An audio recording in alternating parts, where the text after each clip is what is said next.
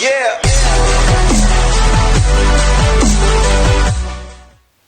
What's up, guys? Nathaniel Ahart here, and today I am bringing you my review of Dumb Money, directed by Craig Gillespie, starring Paul Dano, Pete Davidson, Vincent D'Onofrio, America Ferrera, Nick Offerman, Anthony Ramos, Sebastian Stan, Shailene Woodley, and Seth Rogen, as well as many others in this cast. And I guess this is kind of another review from TIFF, except I didn't see this at TIFF. It just happened to so line up. By the time I finished my TIFF reviews, this movie was out in theaters. And I knew I had to talk about it because it was one of the most high-profile movies at the Toronto International Film Festival. And I eschewed seeing this for andragogy, which obviously was the right decision in the end. Because, look, I mean, this movie is a lot of fun. It's a classic David and Goliath battle, if you've ever seen one, following Keith Gill, a.k.a. Roaring Kitty, as he follows a penny stocks for GameStop and collectively with his group of followers on Reddit and YouTube bring down Wall Street. This really was such a big story when it happened. I didn't even realize. I guess I don't follow the stock market enough. But, you know, this short squeeze that him and his followers kind of came together and amassed was really something that affected a lot of, you know, the high, rich profile brokers on Wall Street, and nothing had ever been seen like this before because short squeezes usually don't end up working out.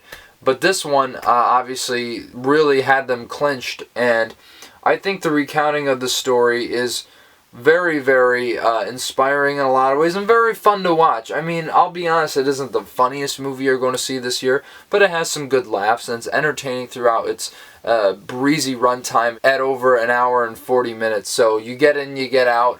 It's a fairly standard runtime and you don't feel the length at all, which is a big plus for this movie.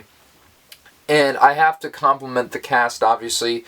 Not that there's like a particular absolute standout, but Paul Dano is probably the best one here. I mean, you know the guy, you've seen his work. He's been putting in great stuff like all the way from the early 2010s. He's one of the best we have. Pete Davidson is really fun in this as usual. He kind of does his Pete Davidson shtick. He's like the Kevin Hart of like good movies. Does that make sense? Because it's like, I never find him obnoxious, and even though he kind of plays like a similar character a lot of time, he does it so well, and they're usually in like more higher profile films. But I always appreciate his presence in the film, and he always brings a great sense of humor to his roles as well. It's also great to see America Ferrera. I mean, what a comeback year she's having, right? Between this and Barbie. And she's really great in this, one of the more standout characters.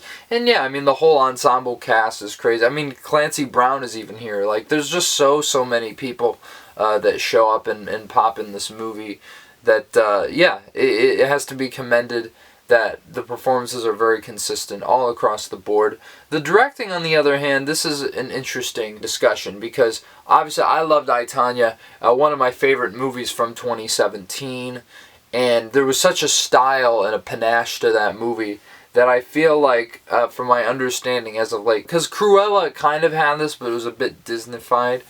But I feel like the directing is fairly standard. Like, there's nothing really interesting about the way this film is made, which I suppose is fine, but I feel like this film could have gone a lot deeper than it does. Because really, I mean, what is so mind-blowing about this movie? I know some friends that I respect really love this, but I don't see it. Like, I can understand it's a very enjoyable film, but I don't think there's anything that puts it above being just a very solid. Like, I don't think it's an exceptional movie in that sense. It's well made.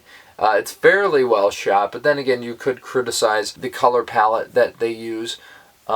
Yeah, I just don't think there's anything about it that kind of rises above surface level. Like, yes, the story itself is such a intriguing and rousing one, which is why I enjoyed this movie as much as I did.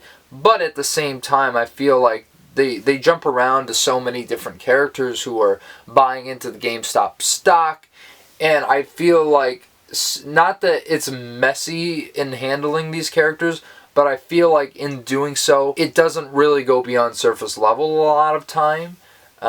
Just when you think they're diving in a little bit deeper, they don't go deep enough. And I feel like if you could have really emotionally anchored us into these characters a bit more, I think it could have been really, really phenomenal. And I also think they try with Keith's family, like there's something there and something tragic that has happened, but I just feel like they never dive fully into it to the extent I would have liked to really have this be an emotionally rousing film. But even so, I still say I really, really enjoyed this film overall. I'm glad I waited a couple of weeks for it to come out in theaters, because yeah, I wouldn't have been missing much at the festival, if I'm being completely honest. But this is still something I really think you should check out just for the story itself. It is so unbelievable that this is something that actually happened, and really, really inspiring in a lot of ways. So I won't say much more than that. But yeah, I will give Dumb Money a 7.5 out of 10. Very, very solid, like I said. But not going to be the most mind-blowing movie you've seen this year. But yeah, so let me know if you guys have seen Dumb Money down in the comments below. Would love to hear what you think about it.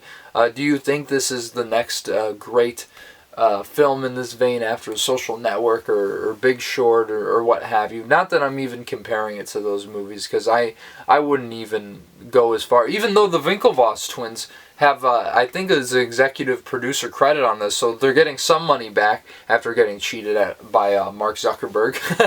So really nice to see that. And yeah, of course, smash the like button, subscribe to the channel if you're here for the first time.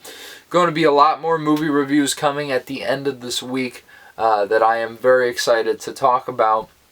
Some new releases and some other videos that I am going to start working diligently on now that I have finished out my TIFF reviews for the time being.